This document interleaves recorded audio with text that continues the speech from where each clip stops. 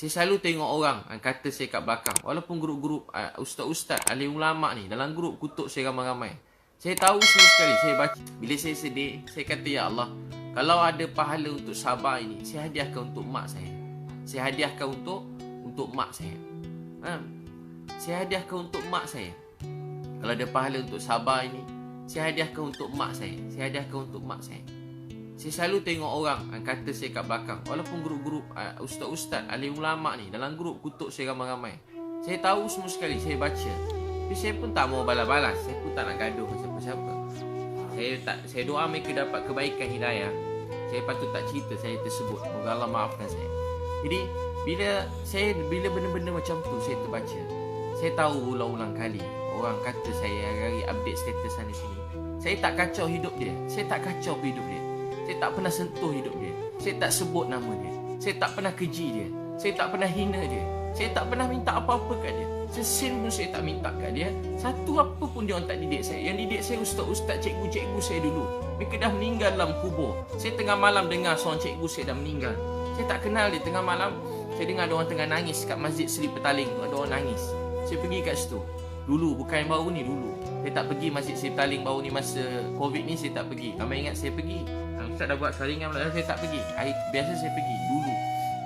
Sekali masa saya pergi, ada seorang tengah nangis doa. Tahu apa dia doa? Ya Allah, jagakanlah Habib Liu ni, Liu Yun Pao, Linda Liu. Dia doakan keluarga saya seorang-seorang. Siapa pula doa aku tengah malam ni? Saya tengah mengantuk, hilang mengantuk. Saya tengok-tengok di antara salah seorang cikgu saya yang saya dah tak jumpa lebih 10 tahun. Dia nangis untuk saya. Dia nangis untuk mak saya. Dia nangis untuk ayah saya. Dia menangis untuk keluarga saya.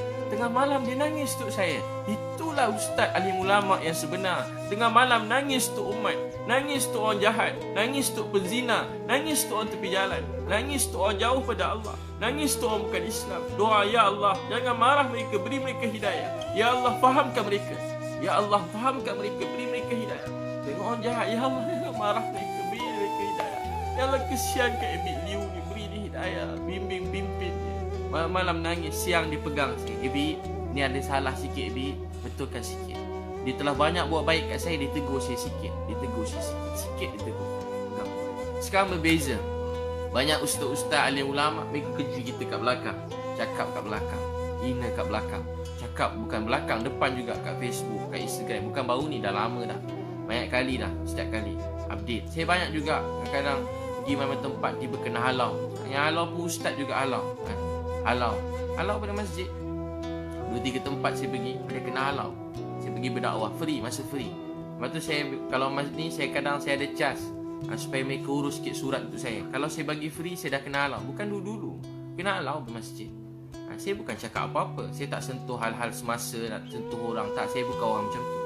Saya tak suka nak sentuh hal peribadi orang, ni bukan saya. Tapi tahu tak apa jadi?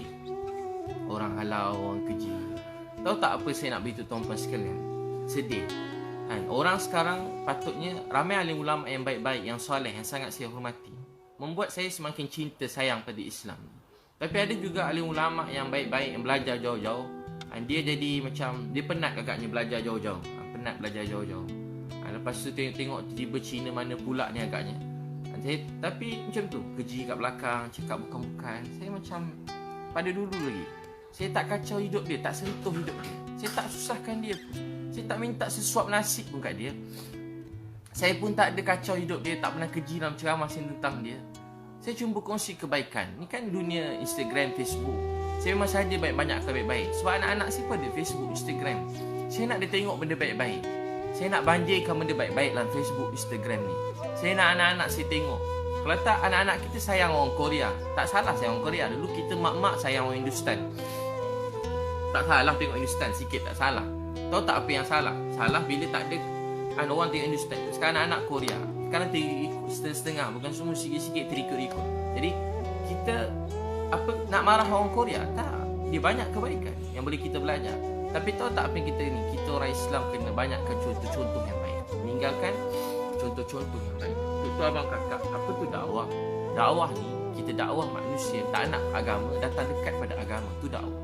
Malam nangis. Ya Allah, mereka tak tahu, tak faham, beri mereka hidayah. Ya Allah, mereka tak faham, tak tahu, beri mereka hidayah. Ya Allah, mereka tak faham, tak tahu, beri mereka hidayah.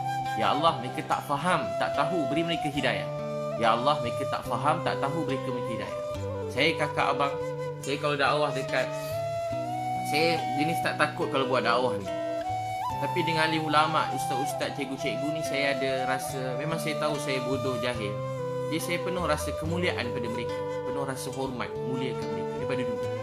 Daripada dulu saya hormat, sayang. Semua ustaz-ustaz, cikgu-cikgu ni saya hormat, saya sayang. Kalau dia orang ni hentam saya memang tak jawab, saya diam. Saya selalu rasa macam bodoh, saya nangis, sedih, saya nangis. Tapi kalau orang tepi jalan, saya tak takut. Pada umur 15, saya pergi kat satu tempat, budak-budak jahat, saya dakwah. Ketua dia badan bertatu, umur 30 lebih, kerja merompak sana sini. Yang saya pernah cerita, dia ikut saya. Motor beratus geng dia, motor-motor besar, motor-motor, budak-budak motor, budak-budak yang macam-macam, curi motor, curi kereta. Saya dakwah dia. Alhamdulillah, ramai ikut saya. Mereka berubah. Sampai saya pernah cerita, dia berubah. Jadi sebaik-baik orang. Masa dia meninggal, masa kan berdakwah, tengah malam dia meninggal dunia. Tengah malam berdakwah, meninggal dunia. Orang baik. Sebab tu, kita tak tahu kesudahan seseorang. Tu jangan pandang rendah pada orang tepi jalan, pada budak-budak jahat. Mereka anak-anak kita, mereka keluarga kita. Ya Allah, sayang mereka, mereka tak faham, tak tahu. Beri mereka hidayah. Jangan keji dia. Kita kalau baik sikit, dengki ke orang, benci orang jahat. Dia ni mana mak opak dia tak belajar, tak ajar-ajar apa dia. Teruk tu. Dia tak belajar agama, jahil murakab. Kalau orang baik sikit, tak boleh buat apa dah. Degil, jahat tu tak boleh buat apa. Tak sekolah tu degil. Manalah, tak adalah Islam tu tidak dia tu. Habislah agama dia, neraka lah tempat. Wah, macam tu dia cakap kat orang lain. Kalau orang jahat cakap begitu pada orang baik, munasabah, sebab hati dia sempit. Tapi kalau orang-orang yang belajar agama, orang yang takut pada Allah, keji orang jahat, jadi kat mana iman dan Islam dalam hati kita? Lepas tu kalau jumpa alim-alim yang benar-benar alim, mereka sangat memuliakan orang lain. Kalau orang jahat pun mereka sayang, ini kan pula pada orang baik-baik, mereka sayang. Kita tengok alim ulama penuh rasa hormat, rasa respect, hormat pada mereka. Jadi tuan-tuan dan perempuan yang Allah SWT sayangi, itu bila sedih, jangan sedih, percaya kita ada Allah. Baca inna lillahi wa inna ilaihi raji'un. Semua daripada Allah, kembali pada Allah. Allahumma ajurni. Ya Allah, ganjar ke atas musibah ini dan gantikan dengan yang lebih baik. Percaya ujian ni sebab Allah sayang. Bagus juga bila orang cakap, saya pula kalau orang makin cakap makin semangat. Orang cakap makin semangat, makin semangat. Makin semangat. Malam orang macam-macam, saya order satu lori besar. Memang saya saja je. Orang kata ustaz nak tunjuk, memang saya saja nak tunjuk. Memang saya nak menunjuk. Menunjuk apa? Supaya orang bukan Islam mudah-mudahan dapat hidayah. Memang saja nak menunjuk supaya orang-orang yang ni dapat cepat dibantu. Sekarang bukan soal siapa nak menunjuk, siapa tak menunjuk. Soalnya ramai orang lapar kat rumah. Sebenarnya soalnya ramai orang lapar kat rumah. Saya pergi rumah, ada banyak rumah, 30 rumah hari satu kami pergi. 30 rumah pergi hantar makanan. Keluar-keluar tak ada tangan ada. Ada yang tak ada kaki. Ada yang buta. Apa dia nak makan sekarang? Dia kerja apa? Dia kerja urut orang. Sekarang dah tak boleh urut orang yang buta. Tak boleh urut orang. Dapat duit, bantuan ada. Bukan tak ada. JKM pun ada, zakat pun ada. Tapi berapa sangat? Berapa sangat? Cukup kakak duit berapa ratus sebulan cukup? Seberapa ratus je sebulan nak bayar? Mungkin rumah pun dia tak dapat zakat. Tapi cukup tak? Tapi tak cukup. Jadi kita, apa kita boleh buat? Kita walaupun dapat bantu mereka sikit pun tak cukup. Tapi kurang-kurang kita ada buat sesuatu. Kesian kat mereka. Ada yang dah tak ada makan. Baru pergi satu tempat rumah orang susah. Kat KL ada tempat orang susah. Kita bagi hantar beras. Dia ambil isi sebab dia seorang yang hantar SMS. Kita hantar ke rumah dia, dia orang bagi-bagi. Beras tu, dia boleh bagi-bagi kawan-kawan dia. Apa makanan dapat tu, dia bagi-bagi. Dia panggil jiran dia sebab dia orang tak makan dah tak ada dah. Hantar bagi-bagi jiran. Dapat 2 sardin, bagi 1 sardin kat jiran. Gula pun dia ni, saya tengok tak apa bang, jangan. Nanti kita suruh dia orang hantar lagi. Dia orang ambil lagi, hantar. Stok banyak, hantar. Bagi kau, semua orang dapat. Tahu tak apa dia abang kakak? Sekarang bukan soal tu, soal ramai orang lapar. Nabi SAW sebut kita tidur dalam keadaan kenyang, jiran kita lapar, Allah tanya kita ke akhirat. Kita tidur kenyang, jiran kita lapar, Allah tanya kita di akhirat.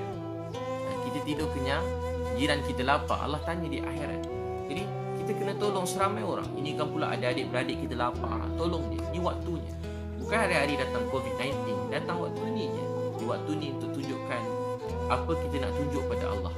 Tunjuk ke Allah. Ada sekali Anas bin Nadar jumpa Nabi.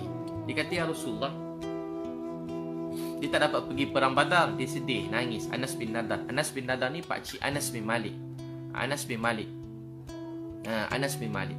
Jadi dia jumpa Anas bin Malik. Bila jumpa Anas bin Malik radhiyallahu anhu, bapa saudara Anas bin Malik, dia tak dapat pergi Badar, dia kata, ya Rasulullah, saya nak tunjuk pada Allah.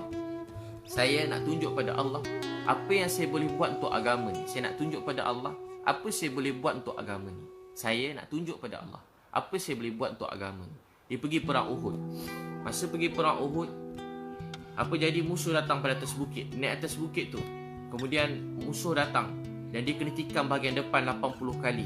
Sekali dah mati 80. Dia kata apa? Saya nak tunjuk pada Allah. Saya nak tunjuk pada siapa? Nak tunjuk pada Allah. Jadi kita buat baik ni memang nak menunjuk, nak tunjuk ke Allah.